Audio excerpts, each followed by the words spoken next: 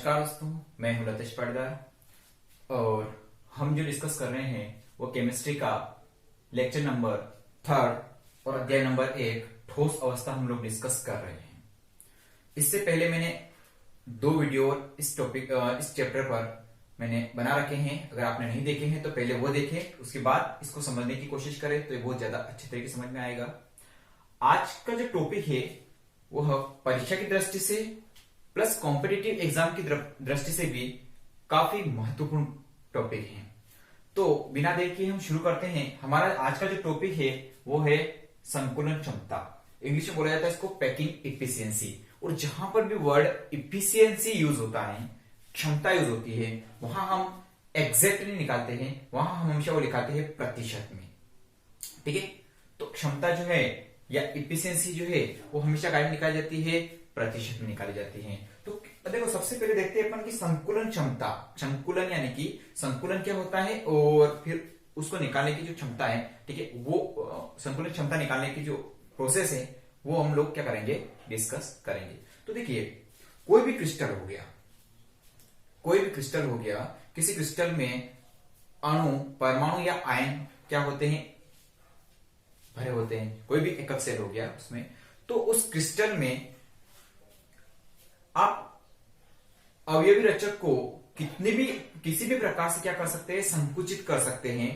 ठीक है, लेकिन फिर भी उसमें कुछ न कुछ खाली स्थान रह जाता है ना। जैसे आप देखें ना, सूटकेस भरते हो तो आप कितनी भी अच्छी पैकिंग कर लो, लेकिन फिर भी कहीं ना कहीं थोड़ी तो वो जगह उसमें रह ही जाती है। ठीक है, तो खाली स्थान जो रहता है उसको तो बोलते हैं रिक्ति, या रिक्त स्थान भी बोल सकते हैं। ठीक है, और जो स्थान भरा जाता है उसको बोलते हैं संकुचन। ठीक है, तो अब आप कितने भी तरीके से संकुलित कर ले किसी वस्तु को, लेकिन उसके अंदर क्या रहता है, कुछ ना कुछ खाली स्थान रह ही जाता है। तो हम यहां डिस्कस करते हैं कि संकुलन क्षमता क्या होती है।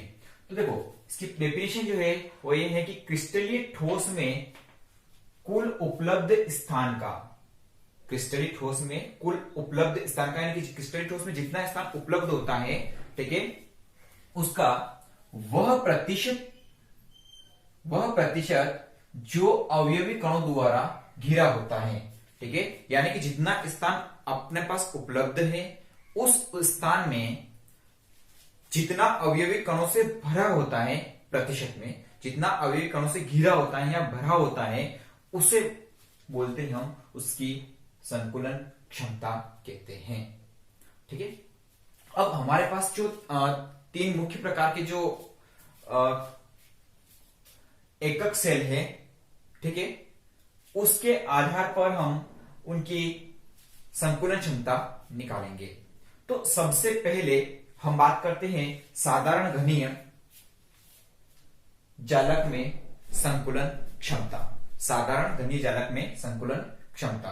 तो साधारण घनीय जालक जो है, ठीक है, वो किस प्रकार का होता है, मैं यहां बना देता हूं।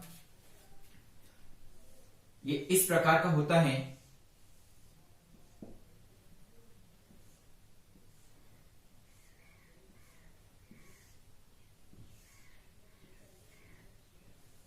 ये इस प्रकार का होता है जिसके 8 कोने होते हैं और 8 कोनों पर क्या होते हैं, अवयवी रचक होते हैं।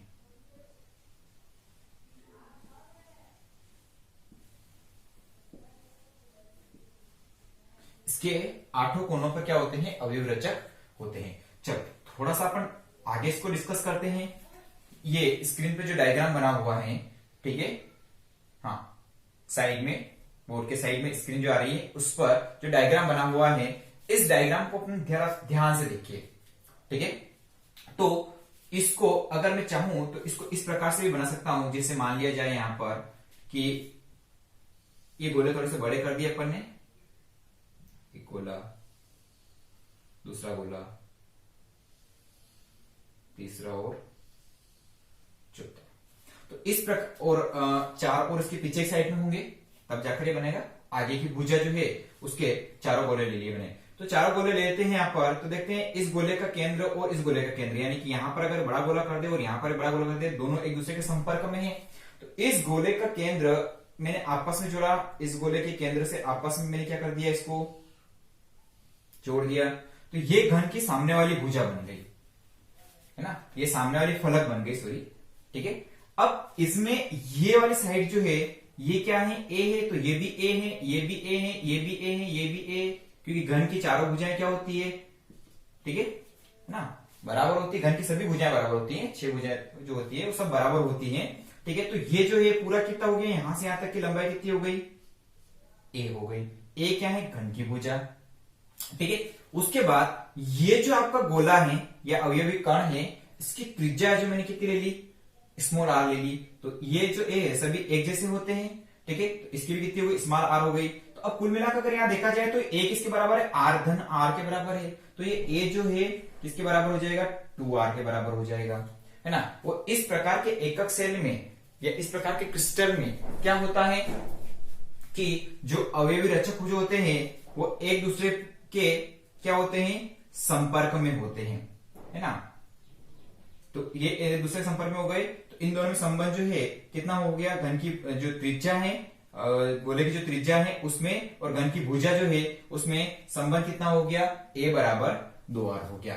बोलो क्लियर है यहां तक। अब एक छोटी सी बात ध्यान रखना कि इसके अंदर जो अपन देखा था कि एससीसी हो गया, बीसीसी हो गया या एफसीसी हो गया, इनमें कणों की संख्या पिछले लेक्चर में हम लोग देख चुके हैं, पिछले वीडियो में हम लोगों ने यही देखा था। तो इसमें कणों की संख्या कितनी होती है, 1 होती है। इसमें 8 कोने पर और एक केंद्र पर, एक और एक कितना होता है, 2 होता है। और यहाँ पर एक 8 कोनों पर होता है, मतलब एक कोने पर होता है 8 कोनों पर, और कहाँ होते हैं, 3 जो होते हैं कहाँ होते हैं, फलक के केंद्र पर होते हैं। तो कुल मिलाकर इसमें कितने होते हैं, 4 होते हैं। तो अपने को ये बात थोड़ी सी क्या करना है, ध्यान रखना है, ठीक है। चलो कभी कभी अब हमें क्या निकालना है, इसका प्रतिशत निकालना है, परसेंटेज निकालना है। तो प्रतिशत निकालने के लिए सबसे पहले अपने को थोड़ा सा ध्यान रखना पड़ेगा कि परसेंटेज कैसे निकाला जाता है। जैसे आपकी बोर्ड एग्जाम होती है तो कितने नंबर की होती है, पूरी 100 नंबर की होती है, ठीक है। उसमें से मान लो कि आपके कितने मार्क्स आए, 92 मार्क्स आए, ठीक है। तो 100 बटा जितने आपके आए उसको अपन ने ऊपर लिखा, जितने में से आए उसको नीचे लिखा, और प्रतिशत निकालने के लिए इंटू कितना करते हैं, 100 करते हैं। तो ये से क्या हो जाएगा, कैंसिल हो जाएगा, तो आपका परसेंटेज कितना बना, 92% बना।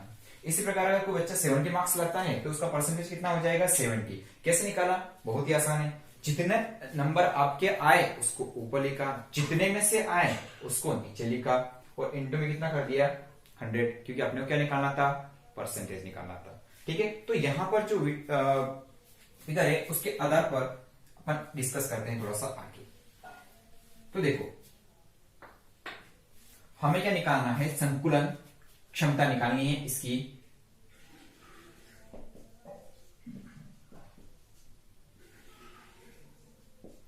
तो इसकी संकुलन क्षमता निकालने के लिए सबसे पहले तो इसमें लिख लेते हैं कणों की संख्या। तो कणों की संख्या अपन मान लेते हैं कितनी, Z, ठीक है। या ऐसा काम करते हैं अपन, एक कण का आयतन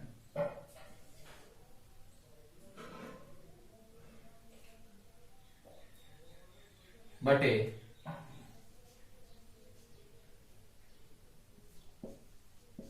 घन का आयतन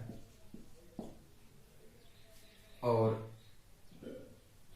गुणे में कितना कर देंगे, 100 कर देंगे, ठीक है।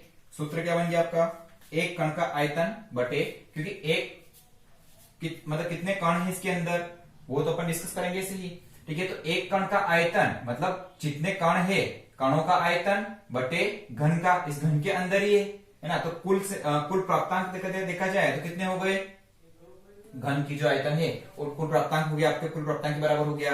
कितने कण है इसके अंदर, कितने कणों का आयतन है, तो जितने कण इसके अंदर आ रहे हैं उस कण का क्या कर लेते हैं, आयतन कर लेते हैं, गुणा कितना कर लेते हैं, 100 कर लेते हैं। तो देखो अब यहां पर अपने को नहीं पता है कि कितना कण है, ठीक है। तो यहां पर देखते हैं संकुलन क्षमता, अच्छा इसको मैं डायरेक्ट पीई परसेंटेज कर दूं, पैकिंग इफिशिएंसी परसेंटेज। तो अब यहां देखते हैं हमने क्या निकाला, एक कण का आयतन निकाला, या एक कण की बजाय निकाल सकते हैं अपन, यहां पर लिख सकते हैं कणों का आयतन। क्या लिख सकते हैं, कणों का आयतन बटे घन का आयतन गुणा कितना कर देते हैं 100 कर देते हैं। अब कुल कितने कण होते हैं तो आपने देखा इसमें कुल कितने कण होते हैं 1 होते हैं, तो जितने कण की संख्या होती है उसको मैं क्या ले लेता हूं z लिख देता हूं। अब एक कण जो है वो किसके आकार का है गोले के आकार का है और गोले का आयतन कितना होता है 4/3 पाई r की घात 3 होता है। ठीक है, बटे में घन का आयतन, तो घन का आयतन क्या होता है भुजा का घन यानी कि a की घात 3 होता है। आई बात समझ में। अभी थोड़ी पहले बताया मैंने आपको कि अगर यहाँ पर ये घन की भुजा है, ठीक है, इस प्रकार से बना होता है ना, साइड में स्क्रीन पे बताया था मैंने आपको, तो यहाँ जो है ये कितना हो जाएगा a बराबर कितना हो जाएगा 2r हो जाएगा, है ना। यानी कि जो घन की भुजा जो है यानी कि यहाँ a और r में संबंध देखिए अपन, तो a बराबर कितना हो जाएगा r धन r बराबर कितना हो जाएगा 2r हो जाएगा। ठीक है, तो इसको मैं नाम देता हूं समीकरण नंबर 1 नाम दे देता हूं। अब मुझे पैकिंग एफिशिएंसी निकालना है, हमें पैकिंग एफिशिएंसी निकालना है परसेंटेज में, तो उसके लिए क्या करेंगे यहाँ पर z क्या होता है यहाँ पर कणों की संख्या और z बराबर कितना है इसमें z बराबर 1 है। एसएससी में कितना होता है 1 होता है। ठीक है, तो यहाँ पर z बराबर 1 हो गया गुणा 4/3 पाई r की घात 3 बटे में a बराबर कितना 2r, तो a बराबर 2r है, तो यहाँ कितना हो जाएगा a की जगह में तो 2r और इसका क्या कर देता हूं क्यूब कर देता हूं। तो यहाँ पर पैकिंग इफिशियंसी निकालना है इन परसेंटेज, किसकी निकाली यहाँ पर 1 गुणा 4/3 पाई r की घात 3 बटे 2 का घन करोगे और गुणा करके r का घन कर लो, अलग अलग कर लो इनका घन, तो कितना आएगा यहाँ पर 1 लिखने की जरूरत नहीं है, 4/3 पाई r की घात 3 बटे में कितना हो जाएगा 8 r की घात 3 हो जाएगा। r की घात 3 से r की घात 3 क्या हो जाएगा कैंसिल हो जाएगा। अब हमारे पास जितनी भी वैल्यू है उनको अपन क्या कर सकते हैं सोल्व कर सकते हैं। ठीक है, इन सबको अपन सोल्व करेंगे हल करेंगे तो अपने पास जो फाइनल आंसर आएगा वो आएगा 52.4%। यानी साधारण घनीय जालक में संकुलन क्षमता जो होती है वो कितनी होती है 54% होती है। कितनी होती है 54%, 52.4% होती है। ठीक है, क्लियर है यहां तक। ठीक है, अब उसके बाद हम आगे डिस्कस करते हैं थोड़ा सा। ठीक है, क्लियर हुआ यहां तक। नेक्स्ट अगला जो है वो डिस्कस करते हैं अपन। अब इसके बाद हम आते हैं बीसीसी, हम लोग बाद में डिस्कस करेंगे, पहले एफसीसी पे आते हैं। तो एफसीसी के लिए, एफसीसी यानी कि फलक केंद्रीय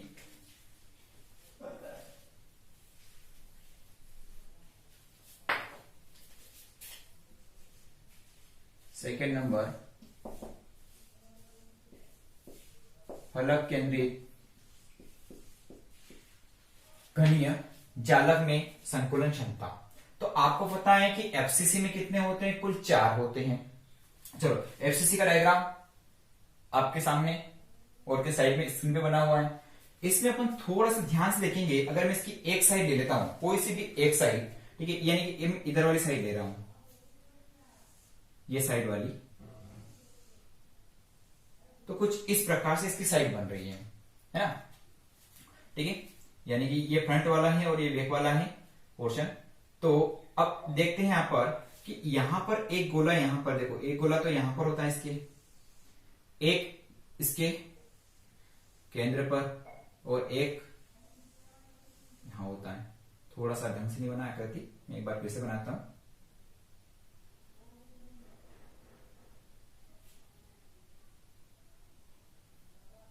ये जो गोला है ये कहां आए कोने पर, ये जो है ये कहां होता है कोने पर, और एक जो होता है वो कहां होता है फलक के केंद्र पर होता है। ठीक है, तो अब ये तीनों आपस में क्या होते हैं संपर्क में होते हैं। यानी कोने वाले जो 2 गोले होते हैं वह फलक के जो केंद्र, ये फलक हो गई, एक साइड वाली फलक ली मैंने, इधर वाली फलक, ठीक है, इस फलक के कहां पर है केंद्र पर है। आगे बात समझ में। ठीक है, अब इसके केंद्र पर है तो यहां पर क्या हो जाएगा, इन तीनों को मैं आपस में क्या करता हूं ऐड कर देता हूं। ठीक है, अब इनको नाम देता हूं, यहां पर इसको नाम दिया ए, इसको नाम दिया बी और इसको नाम दिया सी। अपने को पता है कि इन दोनों के बीच में जो कोण है वो कितनी डिग्री का है 90 डिग्री का है। ये फलक की इस घन की क्या है, भुजा है, ये भी घन की क्या है, भुजा है। ठीक है, और इन दोनों के बीच में जो कोण बन रहा है वो क्या बन रहा है, 90 डिग्री का कोण बन रहा है। यानी कि अगर हम डिस्कस करें, कल वाला टॉपिक ही लेकर डिस्कस करते हैं, ठीक है, तो हम पाएंगे कि ये जो बॉक्स है, ठीक है, इसमें हम ये वाला पोर्शन ले रहे हैं। कौन सा वाला, ये वाला।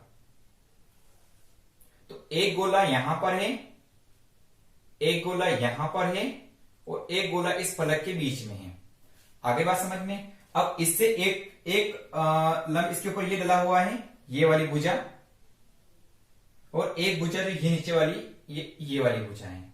तो दोनों के बीच में कोण जो बन रहा है वो कितने डिग्री का बन रहा है, यहाँ पर ये 90 डिग्री का कोण बन रहा है। तिरछा नजर आ रहा है, इसका मतलब सोचना कि 90 डिग्री कोण ही बन रहा है। मैंने आपको बनाए बता दिया है कि अपन ये और ये वाली साइड ले रहे हैं। तो ये ए है, ये ए है, और ये भी निकालना है अपने को। ठीक है, तो सबसे पहले अपन क्या निकालते हैं, समकोण त्रिभुज एबीसी में। कौन से त्रिभुज, समकोण त्रिभुज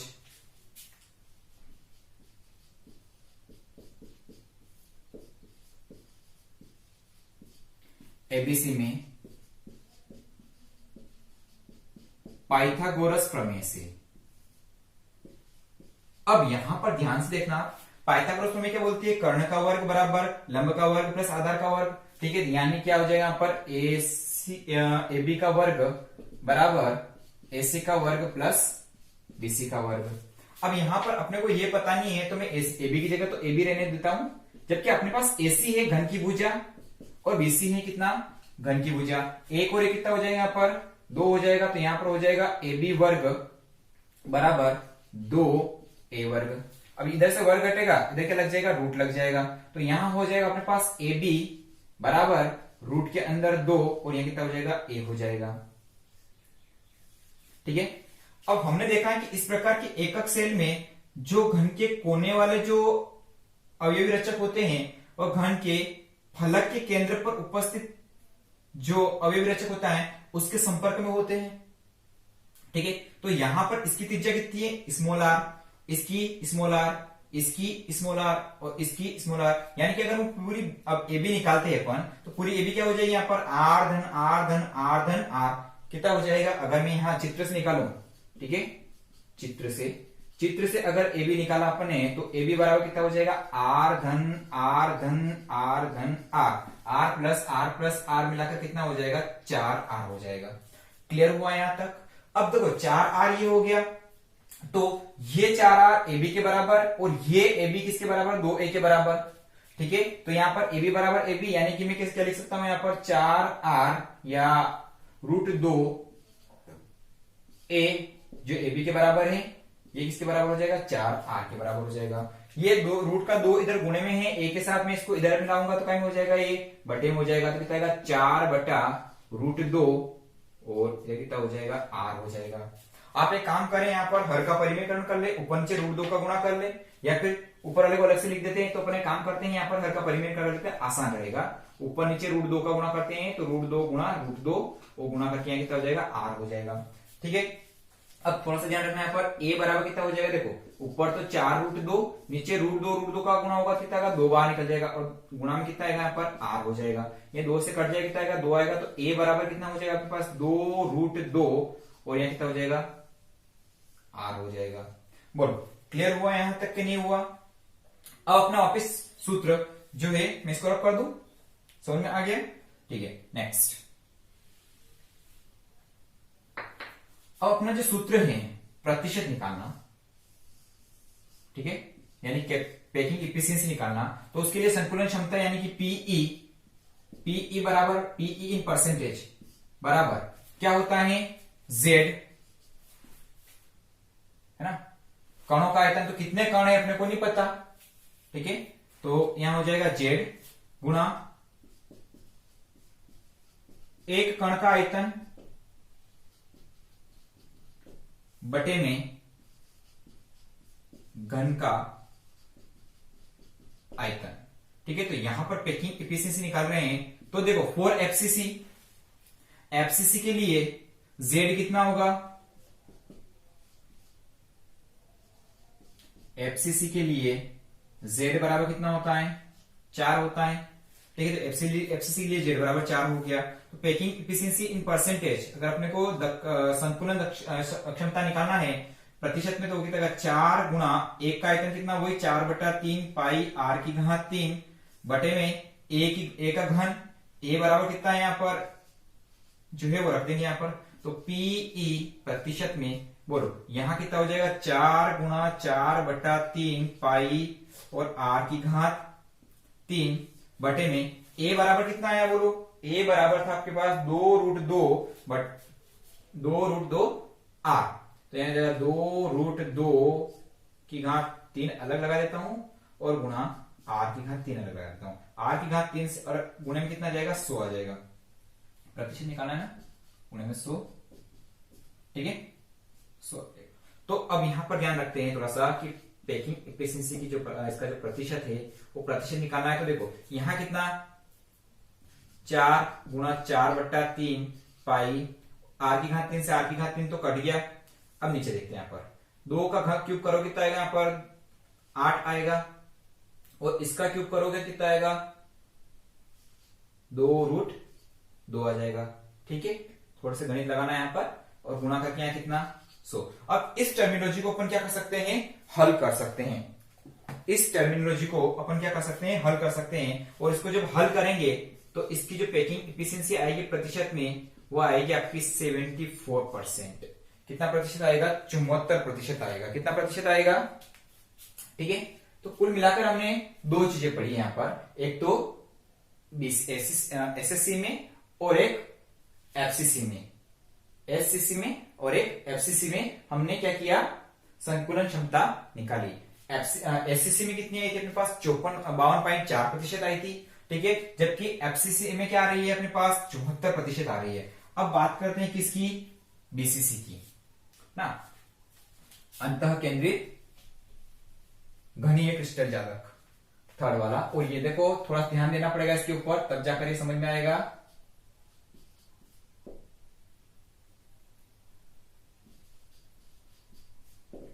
अंतः केंद्रित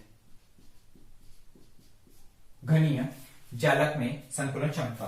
तो अंतः केंद्रीय घनीय जालक के लिए सबसे पहले आप साइड में जो डायग्राम है वो डायग्राम देख लीजिएगा कि किस प्रकार का इसका चित्र बनता है। 3D में मैंने बना रखा है, ठीक है। तो उस डायग्राम के आधार पर मैं यहां पर करूंगा, उसके बावजूद भी मैं आपको कुछ समझा दूंगा, ठीक है। तो इसको रब कर देते हैं, नोट कर लेना आप लोग।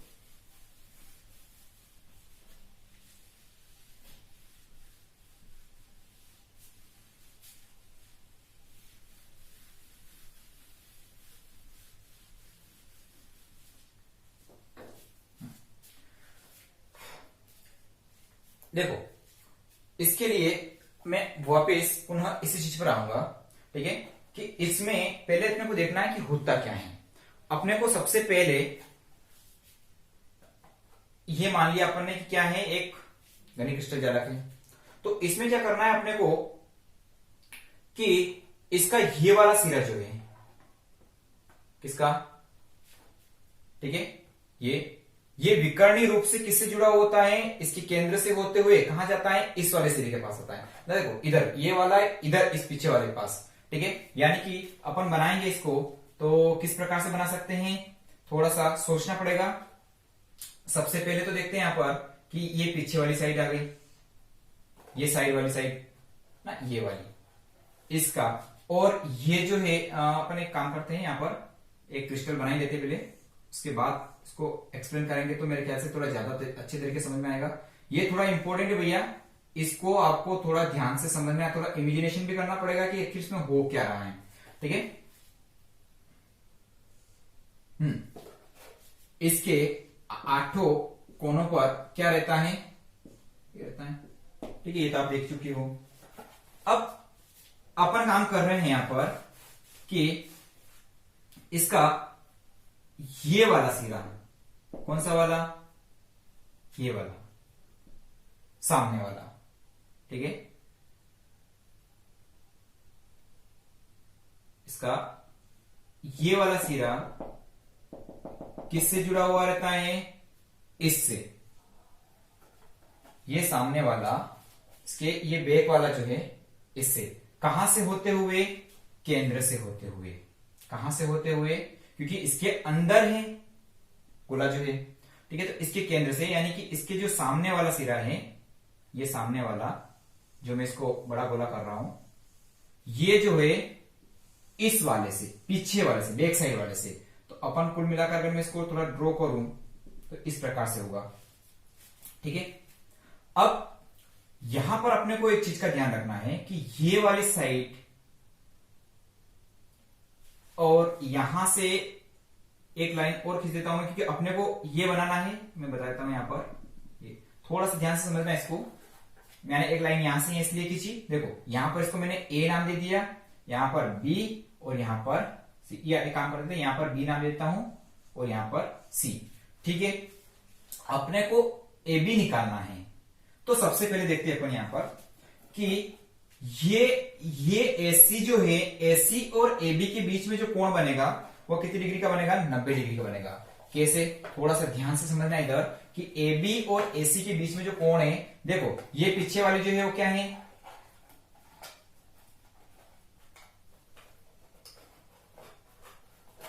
ये पीछे वाली साइड मैंने मार्कर खड़ा कर दिया यहां पर, ये जो है आपकी क्या है? बीसी है। अब यहां से, ठीक है, यहां पर ये इस प्रकार से नीचे, यहां से इसको अपन क्या कर रहे हैं? मिला रहे हैं सामने वाले को, ये। तो यहां एक मार्कर में खड़ा करता हूं, ये वाला। तो अब मुझे बताओ कि दोनों के बीच में जो कोण बन रहा है, अगर इस बॉक्स को मैं साइड में रख देता हूं तो इन दोनों के बीच का जो कोण बन रहा है, इसके और इसके बीच में जो कोण बन रहा है वो कितनी डिग्री का बन रहा है? 90 डिग्री का। क्योंकि ये पीछे है और ये क्या है? इधर है। तो दोनों के बीच का जो कोण है वो कितनी डिग्री का बन रहा है? 90 डिग्री का बन रहा है। आ रही बात समझ में? ठीक है। यहां तक कि इसके और इसके बीच में कोण बन रहा है, कितनी डिग्री का बन रहा है? 90 डिग्री का बन रहा है। ये क्या है? घन की भुजा। ये भी क्या है? घन की भुजा। ये भी क्या है? घन की भुजा। तो चलो अब यहां जो बिंदु है उसको मैं नाम दे देता हूं, क्या देता हूं? डी नाम दे देता हूं। तो ये जो कोण बन रहा है, ये कोण कितनी डिग्री का बन रहा है? 90 डिग्री का। क्योंकि घन के सभी कोण कितनी डिग्री के होते हैं? 90 डिग्री के होते हैं। तो सबसे पहले हम बात करते हैं त्रिभुज ए डी सी की। इसमें एसी जो हो गया आपका क्या हो गया? कर्ण हो गया, है ना, दो साइड जो हो गई। तो सबसे पहले बात करते हैं त्रिभुज ए सी डी में। वही पाइथागोरस प्रमेय लगेगा। क्या होगा? एसी का वर्ग बराबर एडी का वर्ग प्लस सीडी का वर्ग। क्लियर हुआ यहां तक? हाँ, ठीक है। अब देखो एसी अपने को नहीं पता है, लेकिन ये एडी तो पता है, घन की भुजा है, और ये भी क्या है? घन की भुजा। तो एसी वर्ग बराबर कितना हो गया यहां पर? 2 ए वर्ग और ए वर्ग कितना हो गया? 2 ए वर्ग हो गया। वापस पुनः हम आते हैं, एक समकोण त्रिभुज और बन रहा था, अभी मैंने बॉक्स पे बनाया बताया था आपको कि ये वाला और ये वाला कोण जो है 90 डिग्री का बन रहा है। तो एक समकोण त्रिभुज बन रहा है एबीसी। पुनः समकोण त्रिभुज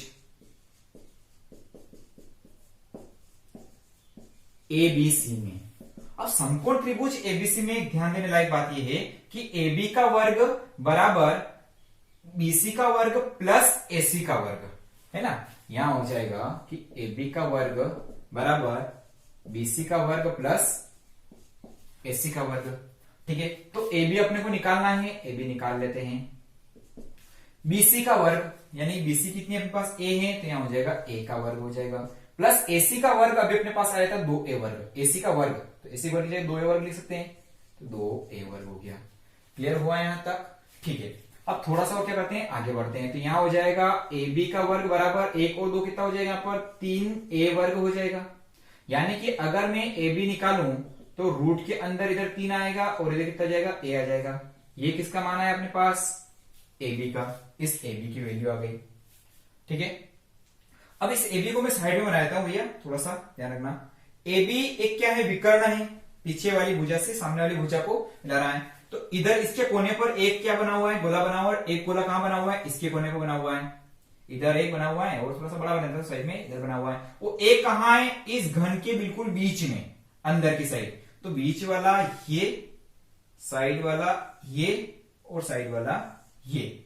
यानी कि कुल मिलाकर यहां पर अगर अपन देखें तो एक त्रिज्या ये ऐसे कर देता हूं यहां पर, ये ए और ये बी, एक त्रिज्या ये, एक त्रिज्या ये, एक त्रिज्या ये और एक त्रिज्या ये। कुल मिलाकर एबी की जो लंबाई है चित्र से वो कितनी आ रही है, 1 2 3 4 आ रही है ना। यानी कि चित्र से अपन निकाल लेते हैं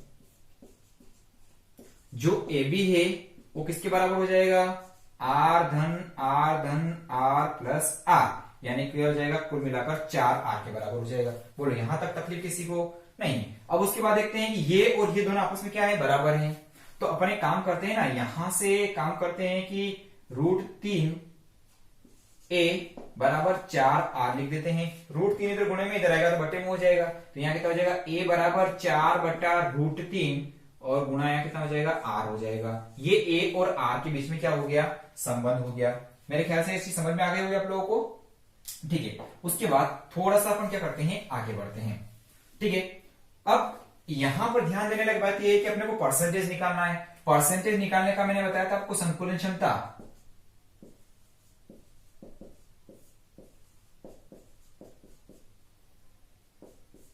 क्या बताया था, अभी बताया था कि कणों की संख्या गुणित एक कण का आयतन बटे में, या इसको नीचे लिख देता हूं मैं, संकुलन क्षमता पीई बराबर यहां आएगा कणों की संख्या गुणा एक कण का आयतन बटे पूरे घन का आयतन। अब बात करते हैं बीसीसी के लिए। तो बीसीसी के लिए जेड बराबर कितना है, 2 होता है, ठीक है, डिस्कस कर चुके हैं अपन। तो यहां पर देखेंगे इसकी पैकिंग एफिशिएंसी निकालेंगे इन परसेंटेज।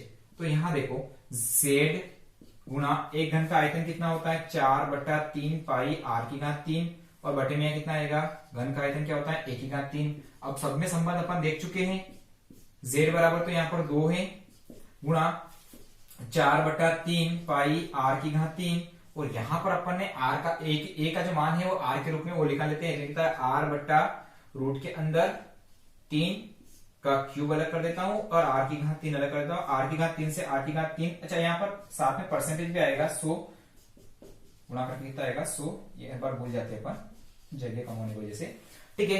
तो यहाँ पर पीई जो है देखो r की घात 3 से r की घात 3 तो कट गया, अब बचा कितना है पर 2 गुणा 4/3 गुणा पाई, पाई का मान होता है 22.7 या फिर 3.14 रख देना आप लोग, ठीक है। और यहाँ कितना, इसका घन करोगे कितना आएगा, 4 का घन करोगे 4 4 16 16 64 बटे में 3√3, ठीक है, ये हो जाएगा गुणा कितना 100। अब इस मान को अपन क्या कर सकते हैं, थोड़ा मैथमेटिक्स लगाकर इसको क्या कर सकते हैं, सोल्व कर सकते हैं। इसको सोल्व करेंगे, इसको क्या करेंगे अपन, हल करेंगे। तो इसको हल करने पर अपना जो परसेंटेज आएगा PE percentage, packing efficiency percentage जो आएगा वो आएगा आपका 68%। कितना आएगा, यानी कि ये थोड़ा सा टफ तो क्या है, इसको थोड़ा इमेजिन ज्यादा करना पड़ेगा, पीछे वाला है ना। मैं एक बार फिर से समझा देता हूं, हमें क्या करना है, इसके आगे वाले कोने को यहां से अपने को यहां तक जाना है, पीछे इसके अंदर होके ना ये कोना छोड़ देना है, ठीक है। तो इसके यहां तक जाएंगे, लेकिन यहां तक जाने के लिए देखो सबसे पहले तो अपन ने ऐसा किया कि यहां तक जाना है, लेकिन अब अपने क्या किया था, नीचे यहां से एक लाइन खींची यहां पर इसकी तरफ, तो इन दोनों बीच में जो कोण बन रहा था वो कितनी डिग्री का बन रहा था, 90 डिग्री का बन रहा था। आ रही है बात समझ में, तो 90 डिग्री का बन रहा था और उसको अपन ने डिस्कस किया, ठीक है। तो इसमें जो अपने ध्यान देने वाली बात जो है वो ये है कि इसकी जो पैकिंग इफिशिएंसी आई है वो कितनी आई है, 68%। यानी कि एससीसी की पैकिंग इफिशिएंसी कितनी आई, इंपॉर्टेंट कंक्लूजन निकलता है, एससीसी की पैकिंग एफिशिएंसी 52.4%, एफसीसी की पैकिंग एफिशिएंसी 74% और बीसीसी की जो पैकिंग एफिशिएंसी है वो कितनी आई है, 68%, यानी कि कितनी आई है, 68% आई है। तो एक बार आप इसको पॉज कर लें, वीडियो पॉज करके आप नोट्स बना लें और नोट्स बनाकर आप इस चीज को रिवाइज करें। पुनः अगर कोई चीज नहीं समझ में आती है तो आप मेरे से कमेंट बॉक्स में कमेंट कर सकते हैं। मैं दोबारा इस टॉपिक को भी रिपीट कर सकता हूं, लेकिन एक बार आपको अच्छे से देखना पड़ेगी तब। ठीक है, ध्यान से देखें और घर पर रहें, सुरक्षित रहें, व्यवस्थित रहें। Thank you.